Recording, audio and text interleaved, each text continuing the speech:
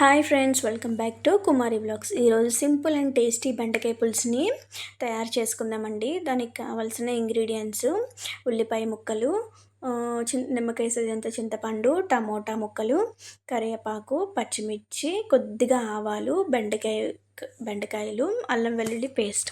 ఈ ఇంగ్రీడియంట్స్ తోటి simple and టేస్టీగా బెండకాయ పులుసుని రెడీ చేసుకుందాం. చూద్దాం రండి. ముందుగా స్టవ్ ఆన్ చేసుకొని కళాయి పెట్టుకొని, కళాయి హీట్ అయిన తర్వాత అందులో 2.5 టేబుల్ స్పూన్స్ ఆయిల్ వేసుకోవాలండి. ఆయిల్ అనేది కొంతమంది ఎక్కువ తింటారు, కొంతమంది తక్కువగా తింటారు కాబట్టి ఆయిల్ అడ్జస్ట్ చేసుకొని వేసుకోవాలి. ఆయిల్ హీట్ అయిన తర్వాత ఆవాలు వేసుకోవాలండి. ఆవాలు అనేవి బెండకాయ పులుసులో చాలా టేస్ట్గా ఉంటుంది, మెయిన్ ఇంగ్రీడియంట్ అని చెప్పొచ్చండి. ఆవాలు వేయడం వల్ల పులుసు అనేది చాలా టేస్ట్గా ఉంటుంది. ఈ ఆవాలు చిటపటలాడిన తర్వాత అందులో కొద్దిగా కరివేపాకు, పచ్చిమిర్చిని వేసుకొని బాగా ఫ్రై చేసుకోవాలండి. అవి కొద్దిగా ఫ్రై అయిన తర్వాత కట్ చేసి పక్కన పెట్టుకున్న ఆనియన్స్ని వేసుకోవాలి. వేసుకొని ఒక్కసారి బాగా కదుపుకోవాలి. పచ్చిమిర్చి, కరివేపాకు, ఉల్లిపాయలు ఇవన్నీ కలిసేలాగా ఒక్కసారి బాగా కదుపుకొని ఇందులోనే చిటికెడు పసుపు వేసుకోవాలండి. పసుపు అనేది మన శరీరానికి చాలా మంచిది.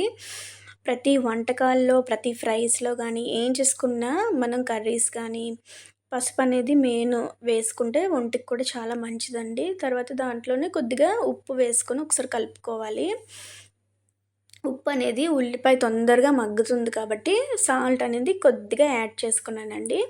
ఈ పసుపు, ఉప్పు వేసుకొని ఒక్కసారి బాగా కదుపుకొని ఒకసారి 5 మినిట్స్ మూత పెట్టుకొని మగ్గించుకుంటే సరిపోతుంది. ఇప్పుడు 5 నిమిషాల తర్వాత మూత తీసి చూస్తే ఉల్లిపాయ అనేది బాగా మెత్తబడింది కదండి. ఫ్రై కూడా గోల్డెన్ షేడ్ వచ్చేసింది. ఇప్పుడు అందులోనే అల్లం వెల్లుల్లి పేస్ట్ ఒకసారి వేసుకోవాలండి.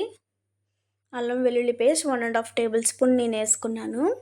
అల్లం వెల్లుల్లి పేస్ట్ వేసి ఒక్కసారి బాగా కదుపుకొని హై టు మీడియం ఫ్లేమ్లో అడ్జస్ట్ చేసుకొని ఒకసారి బాగా కదుపుకోవాలండి.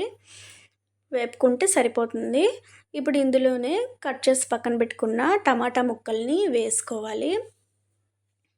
టమాటా ముక్కలు అనేవి ఒకసారి వేసుకున్న తర్వాత బాగా కదిపేసి ఒక 5 మినిట్స్ 10 మినిట్స్ టమాటా మగ్గినంత వరకు మూత పెట్టుకొని ఉంచుకోవాలండి.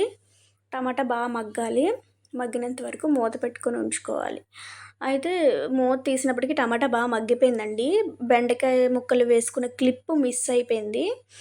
టమాటా మగ్గిన తర్వాత వెంటనే బెండకాయ ముక్కలు వేసేసుకొని ఒక్కసారి మొత్తం అంతా బెండకాయ ముక్కలకి పట్టే విధంగా కలుపుకొని కారం వేసుకోవాలండి. 2 టేబుల్ స్పూన్స్ కారం వేసుకున్నాను. ఎవరికి టేస్ట్కి తగ్గట్టు వాళ్ళు స్పైసీనెస్కి యాడ్ చేసుకోవచ్చు. నేను 2 టేబుల్ స్పూన్స్ వేసుకున్నానండి ఆ కారం. ఇప్పుడు బెండకాయ ముక్కలు మొత్తానికి కారం పట్టే విధంగా ఒక్కసారి కదుపుకొని బెండకాయల్ని మగ్గించుకుందామండి. మూత పెట్టి ఒక 5 నిమిషాలు మగ్గిన తర్వాత బెండకాయ ముక్కల్లో అనేది ఇలాగ వాటర్ చేరుతుంది గుజ్జులాగా. ఇప్పుడు అలా బెండకాయ కొంచెం మగ్గిన తర్వాత మనం చింతపండు పులుసు తీసుకొని రసం పక్కన పెట్టుకున్నాం కదండి, అది ఒక్కసారి యాడ్ చేయాలి. చింతపండు పులుసుని వేసుకొని ఒక్కసారి బాగా పట్టే విధంగా కలుపుకొని వాటర్ కొద్దిగా చింతపండు పులుసుతో పాటు వాటర్ కూడా వేసుకొని ఒకసారి కదుపుకొని మూత పెట్టుకోవాలండి. చింతపండు రసం అనేది చూడండి ఇప్పుడు బాగా మగ్గిపోయింది కదండి. చింతపండు పులుసు అనేది దగ్గరగా అయిపోయింది. కర్రీ కూడా రెడీ అయిపోయింది, పర్ఫెక్ట్గా కుక్ అయింది. ఒకవేళ ఈ బెండకాయ పులుసు రెసిపీ మీకు నచ్చినట్టయితే లైక్ చేయండి, షేర్ చేయండి, సబ్స్క్రైబ్ చేయండి. Thanks for watching my video.